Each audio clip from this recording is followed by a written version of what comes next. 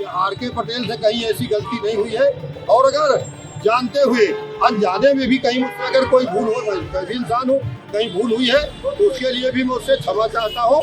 इस भूल की सजा मोदी जी को, अगर मेरी मुझसे कहीं हुई है तो उसकी सजा मोदी जी को मत देगा कोई कार्यकर्ता। अगर दिल में कोई बात है उसको निकाल करके और चुनाव के महासमर में डट जाए।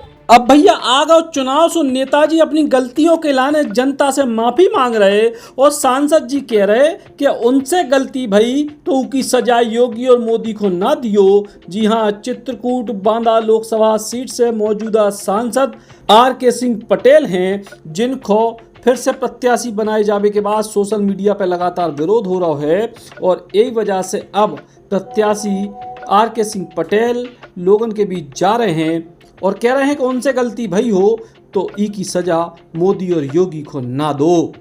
की बैठक मेरी थी और आगे भी रहेगी। उन सभी देवतुल्य कार्यकर्ताओं को मैं प्रणाम करता रहा हूँ, प्रणाम करूँगा। और भारतीय जनता पार्टी के एक एक बूथ स्तरीय कार्यकर्ता को, कल हमारा बांदा विधानसभा का सम्मेलन था, मैंने प्रणाम किया है। और पुनः कह रहा हूँ पूरे लोकसभा के कार्यकर्ता और आम जनमानस को, देवतुल्य मतदाता और कार्यकर्ताओं को, ये आर.के. पटेल से कहीं ऐसी गलती नहीं हुई है। और अगर जानते हुए अनजाने में भी कहीं मुझसे अगर कोई भूल हो, मैं भी इंसान हूँ, कहीं भूल हुई है तो उसके लिए भी मैं उससे क्षमा चाहता हूँ। इस भूल की सजा मोदी जी को, अगर मेरी मुझसे कहीं हुई है तो उसकी सजा मोदी जी को मत देगा कोई कार्यकर्ता। अगर दिल में कोई बात है उसको निकाल करके और चुनाव के महासमर में डट जाए। ये मैं अभी आपके माध्यम से भी अपील कर रहा हूँ और कल मैं भी लगातार कह रहा हूँ, गाँव में भी मैं जा रहा हूँ, गाँव में भी लोगों से कह रहा हूँ। मैंने इस 20 साल की राजनीति में भारतीय जनता पार्टी के 7 साल 8 साल के कार्यकाल में मैंने आपके साथ जो भी मोदी जी की योजनाएं, योगी जी की योजनाएं हैं, उनको ला करके जमीन पर काम किया हूँ। अगर कहीं कोई त्रुटि रह गई हो अनजाने में, जाने में तो मुझे नहीं लगता, इंसान हूँ मैं, आदमी को अपनी कमियाँ कहीं नजर नहीं आती है। अगर कमियाँ खोजा जाए तो अपने आत्मा में हम अपनी कमी खोज लेंगे तो नहीं, कहीं ना कहीं मुझे लगता है मिल जाएगी कमियाँ। तो ऐसी कमियाँ अगर कोई रह गई हो तो उनके लिए भी मैंने कहा है कि मैं आम आवाम से भी, जनमानस से भी और अपने देवतुल्य कार्यकर्ताओं से भी उसके लिए मैं सारी करता हूँ, क्षमा मांगता हूँ। और सब लोग डट करके उसकी सजा मतदान के दिन मत देंगे। ये मैं खुले मन से कह रहा हूँ, आपके माध्यम से भी कह रहा हूँ। मैं जाने में नहीं हुआ कोई भूल, अनजाने में कहीं हुई है, फिर दोहरा रहा हूँ। तो उसके लिए भी मैं आम जनमानस से भी कह रहा हूँ कि आर.के. पटेल आपका साथी है, आपका भाई है, आपका बेटा है।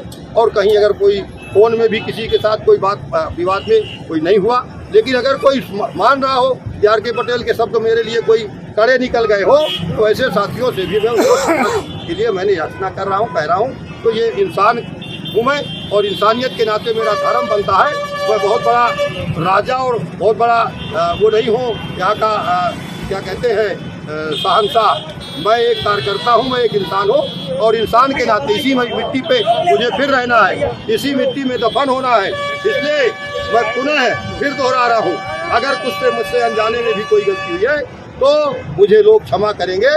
और मेरे लिए वो लग करके भारतीय जनता पार्टी को फिर से मोदी जी को प्रचंड बहुमत से, पिछली बार 4,77,000 वोट पिछली बार मिला था और 4,77,000 से बढ़ करके इस बार 6,77,000 का आंकड़ा पार करने जा रही भारतीय जनता पार्टी। ये मेरा आपसे आग्रह है। वो इसीलिए मैंने कहा है कि जो भी कहीं पर कोई, मैं बसपा में भी रहा हूँ, मैं सपा में भी रहा हूँ और वो तमाम दलों के लोग आज साथ में आकर के खड़े हो रहे हैं, बहुत सारे लोग शामिल हो रहे हैं। तो हो सकता है मंचों में भी उन पार्टियों के लोगों को, मैंने दलीय लोगों को कोई बातें ऐसी हुई हो तो उनसे भी मैं कह रहा हूँ उन सारे बातों को राजनीतिक मुद्दों पर ना आकर के सारे लोग आकर के मुझे समर्थन कर रहे हैं। बहुत बहुत धन्यवाद। भारत माता की जय।